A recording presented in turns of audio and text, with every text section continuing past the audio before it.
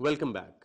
امریکہ، برطانیہ اور ناروے میں چند افراد کی دہشت گردی کے الزام میں گرفتاری کے بعد ہم پاکستانی ایک مرتبہ پھر دہشت گردی کے ریڈار پر نمودار ہوئے ہیں، اور ہمارے وہ بھائی اور بہنیں جو باہر کے ممالک میں رہتے ہیں یا گرین پاسپورٹ پر باہر سفر کرتے ہیں مزید مشکلات کا شکار ہو رہے ہیں۔ نہ صرف یہ بلکہ حکومت پر بھی مزید دباؤ آئے گا کہ دہشت گردی کے ٹھکانے ختم کرنے کے لیے ہمیں کچھ مزید کرنا ہوگا۔ 9/11 کے واقعات کے بعد پہلی مرتبہ ناروے میں 3 افراد گرفتار ہوئے ہیں جن کا تعلق ترکستان اسلامک پارٹی سے بتایا جا رہا ہے۔ امریکہ کے جسٹس ڈپارٹمنٹ کے مطابق 9/11 کے بعد امریکہ میں دہشت گردی کے سب سے بڑے منصوبے، جس میں نیو یارک کے سب وے اسٹیشن کو ٹارگٹ کرنا تھا، اس کی پلاننگ پاکستان میں موجود القاعدہ کے لوگوں نے کی، اور اس منصوبے کے مطابق القاعدہ کے لوگوں نے یہ پلان بنایا کہ مغربی ممالک میں مقیم غیر ملکیوں کو دہشت گردی کے لیے استعمال کیا جائے گا۔ امریکہ کی عدالت میں جو شواہد پیش کیے گئے ہیں اس کے مطابق اس منصوبے میں القاعدہ کے افراد نجیب اللہ زازی، صالح الصومالی، راشد رؤوف اور شکری جمعہ نے مغربی ممالک میں حملے کے منصوبے بنائے۔ جب ناروے کی حکومت نے 3 افراد کو القاعدہ سے رابطوں کے الزام میں گرفتار کیا تو یہ بات سامنے آئی کہ امریکہ، برطانیہ اور ناروے کے بم پلاٹس کے تانے بانے ملتے ہیں۔ امریکی تحقیقات سے پتہ چلتا ہے کہ اس منصوبے کے مرکزی کردار نجیب اللہ زازی اگست 2008 میں قطر ایئر لائنز کی فلائٹ سے پشاور آیا، اور ایف بی آئی کے مطابق اس نے القاعدہ کے لوگوں سے بم بنانے کی تربیت حاصل کی۔ دسمبر 2008 میں زازی نے بم بنانے کی معلومات ای میل کیں اور 15 جنوری 2009 کو واپس امریکہ چلا گیا۔ امریکی تحقیقات میں یہ بات بھی سامنے آئی ہے کہ نجیب اللہ زازی ذاکر نائک کے لیکچرز یوٹیوب پر سنتا رہا۔ حکام کے مطابق ذاکر نائک کی یوٹیوب ویب سائٹ پر تنظیم اسلامی کی لنک بھی موجود ہے، جس کا ایک ممبر قیوم عبدالجبار 2006 کے ٹورنٹو ٹیرر پلاٹ میں مشکوک تھا۔ شاید یہی وجہ ہے کہ برطانیہ نے ذاکر نائک کو لندن جانے کے لیے ویزا نہیں دیا۔ اس سلسلے میں جو انویسٹیگیشنز ابھی تک ہوئی ہیں اس سے یہ پتہ چلتا ہے کہ امریکہ، برطانیہ اور ناروے سے اوریجنیٹ ہونے والی کچھ ای میلز پاکستان کے ایک ای میل اکاؤنٹ میں آ رہی تھیں، اور ان ای میلز میں شادی کی تاریخوں کا ذکر تھا جو کہ حکام کے مطابق ایک کوڈ ورڈ ہے۔ ناروے میں القاعدہ کے دہشت گردی کا منصوبہ سامنے آنے سے مغربی ممالک میں خوف کی ایک لہر دوڑ گئی، اور ناروے میں مقیم 30,000 پاکستانیوں کے مستقبل کے بارے میں بھی سوال اٹھائے جا رہے ہیں۔ اس سلسلے میں ہمارے ساتھ بات کرنے کے لیے موجود ہیں دا نیوز اخبار کے ایڈیٹر رپورٹنگ جناب رؤوف کلاسرا اور نارویجن ایمبیسڈر کی پولیٹیکل سیکرٹری لیلا بخاری۔ آپ دونوں کا پروگرام میں شرکت کرنے کا بہت بہت شکریہ۔ لیلا، میرا آپ سے پہلا سوال ہے کہ 9/11 کے بعد سے جو دہشت گردی کی جنگ ہے، کیا یہ پہلی دفعہ ہے کہ ناروے میں اس طرح کا کوئی ٹیرر پلاٹ سامنے آیا ہے؟ Let me speak in English, and I'll say that Norway has been an active member of the international community in condemning international terrorism. We've long been worried that there would be a development as we see now. Norway has, surprisingly to us Norwegians, been mentioned a couple of times before by the Al-Qaeda leadership as a possible target. And we're still looking into why the Norwegian name is being brought up. It's the first time that we actually see something being planned, possibly being planned on Norwegian soil. And it's the first time that such a serious incident, as it seems to be, is being discovered on the Norwegian soil.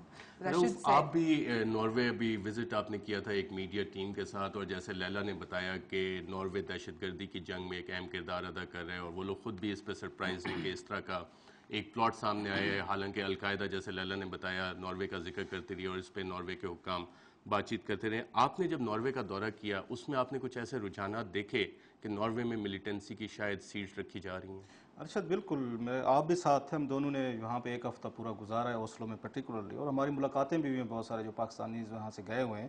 اور میرے لیے بہت ساری وہ چیزیں ایک طرح کی شاکنگ بھی تھیں, آئی اوپنر بھی تھیں, کہ میں یہ توقع نہیں کرتا تھا کہ ہمارے یہاں سے جو پاکستانیز گئے ہوئے ہیں, چاہے وہ ناروے میں ہوں یا کسی بھی دنیا کے حصے میں ہوں, تو ان میں اس طرح کا جو ایکسٹریمزم جو میں نے فیل کیا ان کی گفتگو میں, ان کی جو کمپلینٹس ہیں against the local society, local culture, governments, وہ میری تھوڑی سی سمجھ سے نا سم ٹائم بیانڈ ہیں.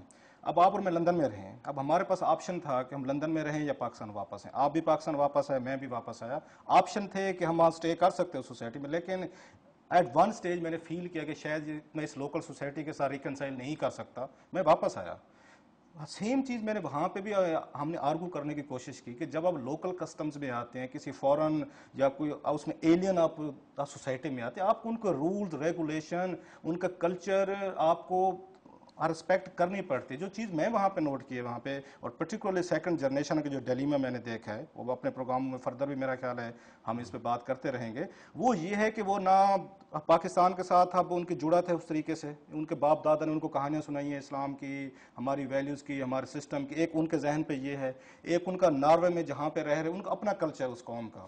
روف, اس پہ ہم بات کریں گے. اس پہ let me ask you Laila کہ how many Muslims are living in Norway and are there questions of identity which are troubling them, جیسے کہ روف نے پوائنٹ آؤٹ کیا. Yeah.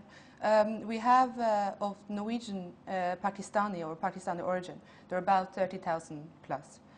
Muslims per se, there are about 150,000.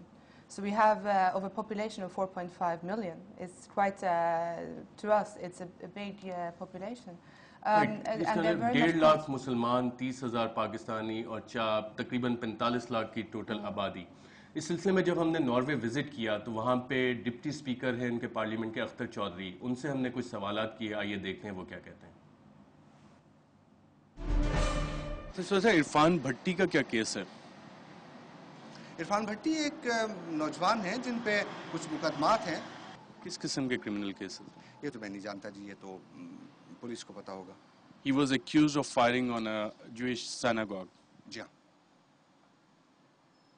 یہ رجحان بڑھ رہا ہے ریلیجیس ریڈیکلزم پاکستانی کمیونٹی میں. ہاں, میں سمجھتا ہوں کہ اصل میں پہلا جو رجحان ہمارے بچوں میں, نوجوانوں میں پیدا ہو رہا ہے, وہ صرف پاکستانی نہیں ہے. وہ جو مسلم بیک گراؤنڈ کے ہیں, وہ ٹرکش ہوں, وہ مراکش ہوں, دوسرے لوگ ہوں, ان میں ہے کہ وہ دین کی طرف ان کا رجحان بڑھ رہا ہے. یہ ان اٹ سیلف کوئی بری بات نہیں ہے, یہ ایک مثبت چیز ہے. نوجوان جب اپنی شناخت کے اوپر اسٹرانگ ہوتے ہیں تو وہ بڑے وہ مثبت وسائل ہوتے ہیں سوسائٹی کے لیے. لیکن میں محسوس کر رہا ہوں کہ ناروے میں بھی اور یورپ میں بھی کچھ نوجوان جب وہ اپنے روٹس کی طرف جاتے ہیں, اپنے دین کی طرف جاتے ہیں, تو پھر وہ جس کو کہتے ہیں ریڈیکل, چند ان میں سے کچھ ریڈیکل ہو جاتے ہیں. یہ اس کے وجوہات بہت سی ہیں. مثال کے طور پر اس کی بڑی وجہ جو ہے وہ ویسٹ کی, ہمارا جو انٹریکشن ہے عراق میں, ہمارا انٹریکشن جو ہے افغانستان میں, ہماری فوجیں جو ایران میں اپنا موجود ہیں, افغانستان میں, عراق میں, پھر مغرب کا جو رویہ ہے اسرائیل کے ساتھ ویسا ورس اپنا فلسطینین, وہ رویے, اور پھر یورپ میں ایک جو فضا بن رہی ہے جس میں مسلمانوں کو ایک طرح سے ڈسکرمنیٹ کیا جا رہا ہے. آپ ہمارے سامنے مثال ہے سوئٹزرلینڈ کی, جس میں مساجد کے مینار بنانے پہ پابندی لگا دی. تو یہ جو ایشوز ہیں یہ وجہ بنتے ہیں کہ نوجوان جب اپنی آئیڈینٹی کی طرف جاتے ہیں, دینی آئیڈینٹی کی طرف جاتے ہیں, تو پھر وہ ان میں سے چند ایک ریڈیکل ہو جاتے ہیں. Akhtar Chaudhry sahab, being senior parliamentarian at an important position, آپ نے ایسی بہت سی رپورٹس دیکھی ہوں گی جو مسلم کمیونٹی اور پاکستانی کمیونٹی کے انالیسس پہ اوریجنیٹ کرتی ہیں, جس میں شاید یہ بھی کہا گیا ہے کہ کچھ پلان ہے کہ اس کو اسلامک ایمریٹ آف ناروے بنایا جائے. I've never heard that. ہمارے نوجوان جو آپ کے فارن منسٹر نے یہ بات سنی ہوئی ہے. ٹھیک ہے, وہ انہوں نے سنی ہوگی. I've never heard that. جو میری کوشش ہے اور میرے ساتھ جو باقی لوگ ہیں, وہ مسلم ہوں یا نان مسلمس ہوں, ان کی کوشش یہ ہے, اور I also know that this is also what the foreign minister wants is کہ ہم ایک نئی جو ہے وہ قوم تیار کریں. جس کی ایک نئی پہچان بنے, جو ایک نیا ہم بنے, میں نہیں, تم نہیں, ہم اور وہ نہیں, بلکہ ایک نیا ہم بنے, اور ہماری جو بیسک پہچان ہے وہ نارویجن ہو. اس کے اندر آپ مسلمان ہو سکتے ہیں, اس کے اندر آپ عیسائی ہو سکتے ہیں, بدھ ہو سکتے ہیں, ہندو ہو سکتے ہیں, بے دین ہو سکتے ہیں, لامذہب ہو سکتے ہیں, اور آپ کو اجازت ہو, آپ کو حق ہو کہ آپ لادین ہوں یا آپ مسلمان ہوں. لیکن جب آپ مل بیٹھیں تو آپ کی جو اوور آل, جو آپ کی جو چھتری ہے وہ نارویجن سوسائٹی ہو, جس کی کچھ اقدار ہیں جن پہ ہم سب کا یقین ہونا چاہیے, ہم سب کا ایمان ہونا چاہیے. ان میں ایک قدر ہے جمہوریت ہے, اس میں رائٹ آف ایکسپریشن ہے, اس میں دوسرے لوگوں کو بات کرنے کی اجازت ہے.